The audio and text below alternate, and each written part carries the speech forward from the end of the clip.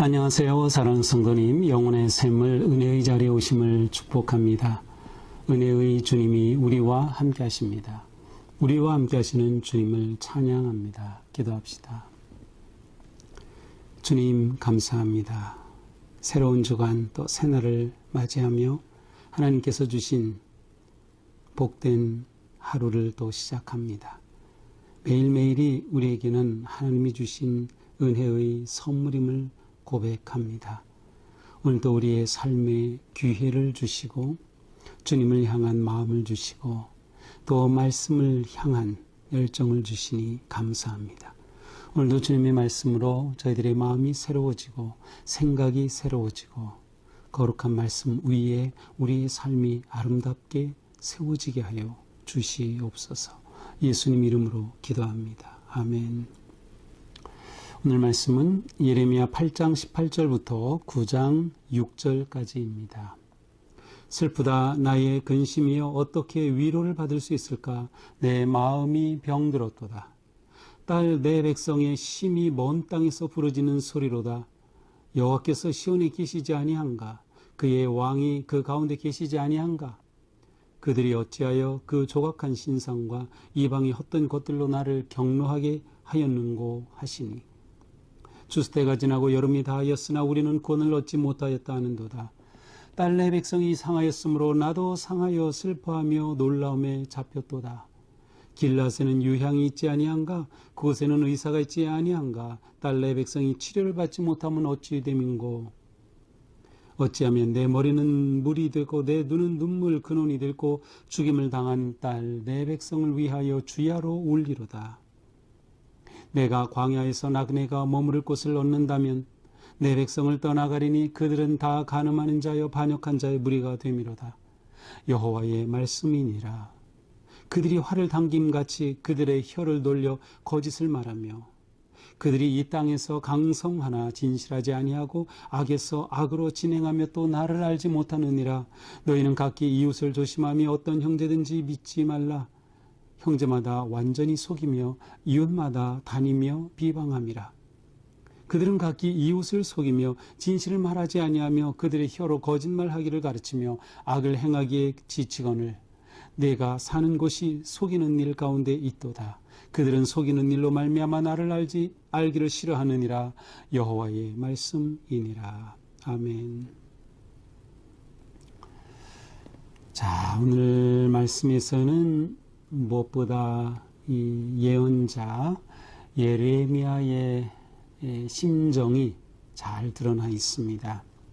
보통 이제 예언의 말씀을 읽을 때 우리는 네 가지를 보게 됩니다. 첫째는 하나님의 마음이고요. 두 번째는 백성들의 모습 또는 반응이고요. 세 번째로는 예언자의 마음. 네 번째로는 예언의 말씀 내용입니다.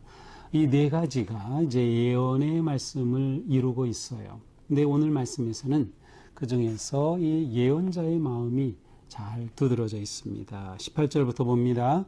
슬프다 나의 근심이여 어떻게 위로를 받을 수 있을까? 내 마음이 병들었도다. 딸 내 백성의 심히 먼 땅에서 부르짖는 소리로다. 자, 이 예레미야 선지자는 지금 자기가 슬프다, 근심하고 있다, 기쁨이 다 사라졌다는 것이에요. 슬픔 가운데 있다는 것이에요. 근심 가운데 있어요. 그의 마음이 병들었어요. 마음에 멍이 들었다는 겁니다. 왜 그렇습니까? 그 사랑하는 백성, 그래서 딸 내 백성이라고 표현하는 그 백성들이 부르짖는 소리가 들리기 때문이죠. 그들의 울부짖음이 들리는 거예요. 하나님이 심판하시고 그 심판 가운데 울부짖는 소리가 이 예언자의 마음을 이렇게 아프고 멍들게 하고 있습니다.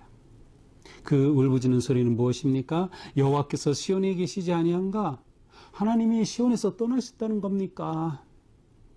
그의 왕이 그 가운데 계시지 아니한가? 시온에는 왕이 없는 겁니까? 백성들이 고난 가운데 이렇게 외치고 있어요. 하나님이 이제 우리를 완전히 떠나신 거구나. 왕조차 우리를 보호할 수 없구나 라는 거죠. 그 가운데 하나님께서 말씀하셔요. 그들이 어찌하여 그 조각한 신상과 이방의 헛된 것들로 나를 경노하게 하였는고 하시니. 지금 이스라엘이 이렇게 고난당하는 것은 그들의 잘못 때문이에요. 그들의 죄값이에요.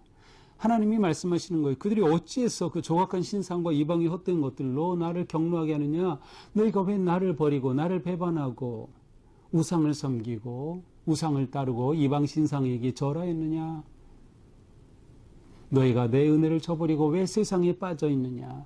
너희가 내 사랑을 저버리고 왜 세상에 그렇게 정신없어 나를 잊어버리고 나에게 예배하는 것조차 멀리하고 그렇게 나를 떠나버렸느냐. 그런 말씀이죠. 그들이 또 말합니다. 추수할 때가 지나고 여름이 다하였으나 우리는 구원을 얻지 못한다 하여 하는도다. 백성들이 이제는 시간이 다 지나간 거예요. 추수할 때가 지났고 여름도 다 지났어요. 그렇게 이렇게 시간이 지났는데도 그들은 아직도 구원받지 못하고 있어요. 하나님의 백성들이 죄에 빠져 하나님을 배반한 결과 이렇게 채찍을 맞고 있는 거죠. 딸 내 백성이 상하였으므로, 여기서 상하였다는 것은 채찍으로 인해 생긴 상처입니다. 그래서 하나님의 백성들이 하나님의 심판의 채찍으로 상한 겁니다. 그래서 상한다는 것은 부서진다라는 의미가 있어요. 완전히 흩어져 버리는 거죠. 그러므로 슬퍼하며 놀람에 사로잡혔도다. 길라스는 요양이 있지 아니한가. 그곳에는 의사가 있지 아니한가. 달라의 백성이 치료를 받지 못하면 어찌 됨인고. 아니 이 땅에 의사도 없다는 말인가. 약도 없다는 말인가. 이렇게 상처받고 부서진 백성들을 아무도 치유할 수 없으니. 치유할 수 없죠. 하나님의 심판.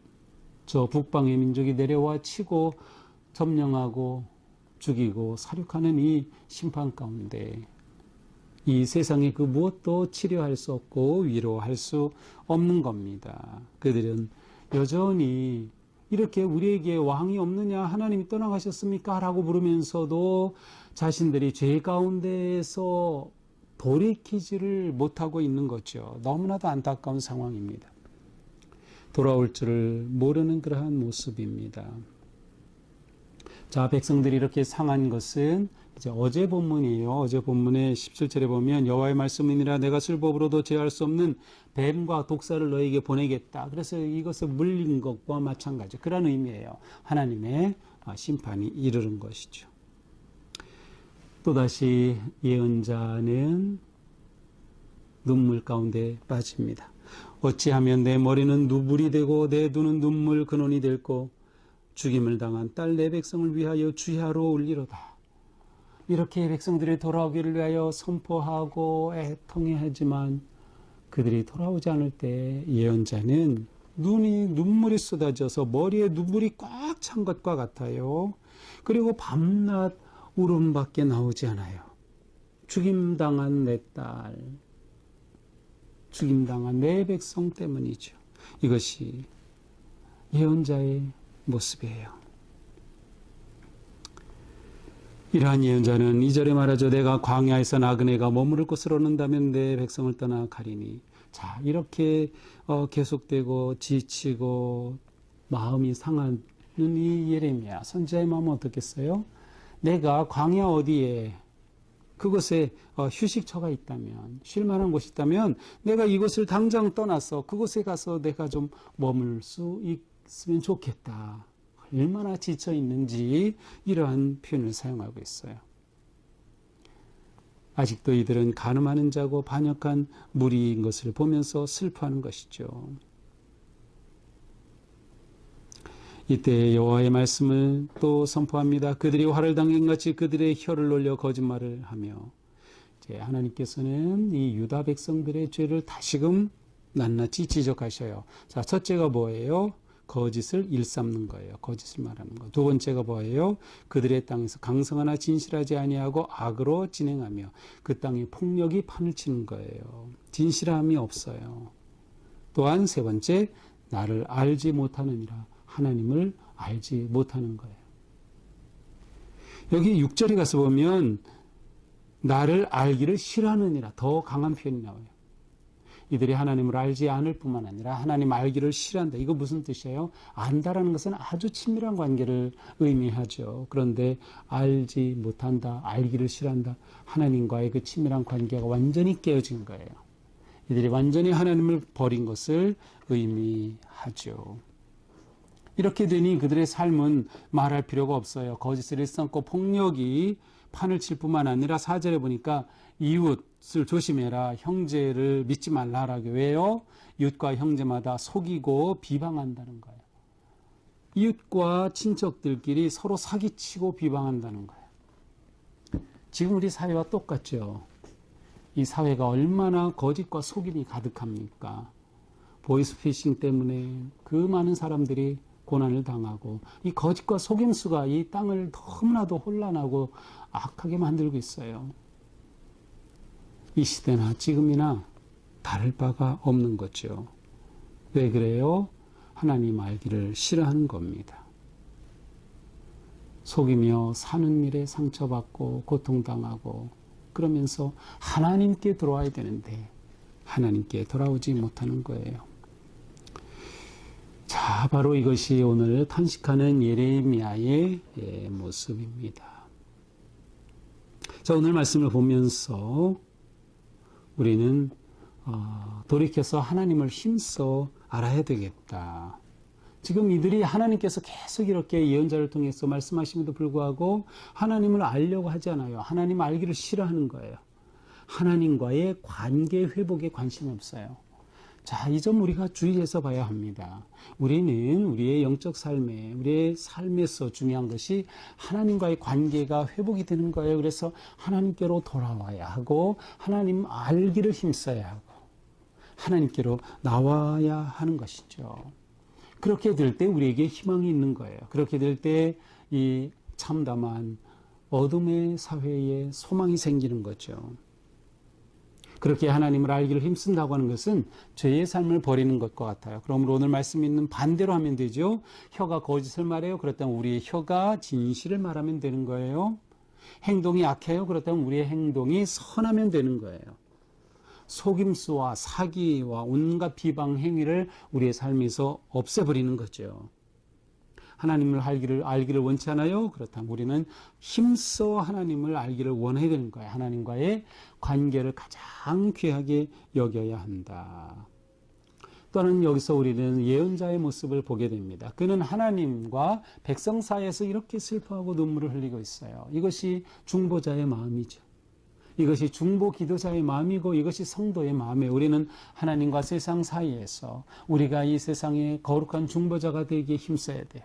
죽어가는 세상에 생명의 복음을 전하기 위해 눈물을 흘려야 하고 우리 자신이 또한 하나님께로 향하도록 눈물을 흘려야 하는 것이죠.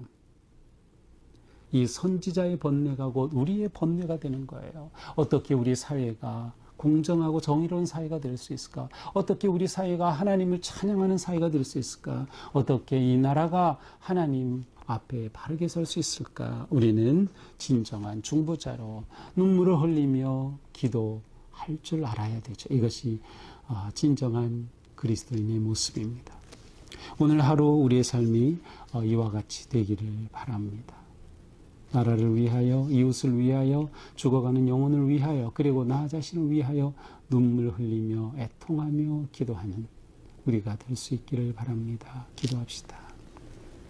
주님, 예레미야 선지자는 무너져가는 유다를 보며 그의 슬픔과 가슴 아픔과 고통과 멍든 상처를 울부짖었습니다. 주님, 이와 같은 중보의 마음, 이와 같은 사랑의 마음을 우리에게도 주셔서 우리가 이웃과 친척과 가족과 세상과 나라를 위해서 눈물로 기도하며 애통하며 하나님의 영광이 회복되고 하나님의 나라가 회복되는 그날을 위해 힘쓰는 우리가 되게 하여 주시옵소서. 우리의 삶이 먼저 하나님 앞에 바로 서게 하시고 공의롭고 진실하며 정직한 삶이 되게 하여 주시고 하나님 알기를 힘쓰는 우리가 되게 하여 주시옵소서. 예수님 이름으로 기도합니다. 아멘. 네, 오늘도 주님의 은혜 안에서 우리의 삶이처럼 하나님 알기에 더욱 힘쓰는 거룩한 삶 되기를 축복합니다. 사랑합니다.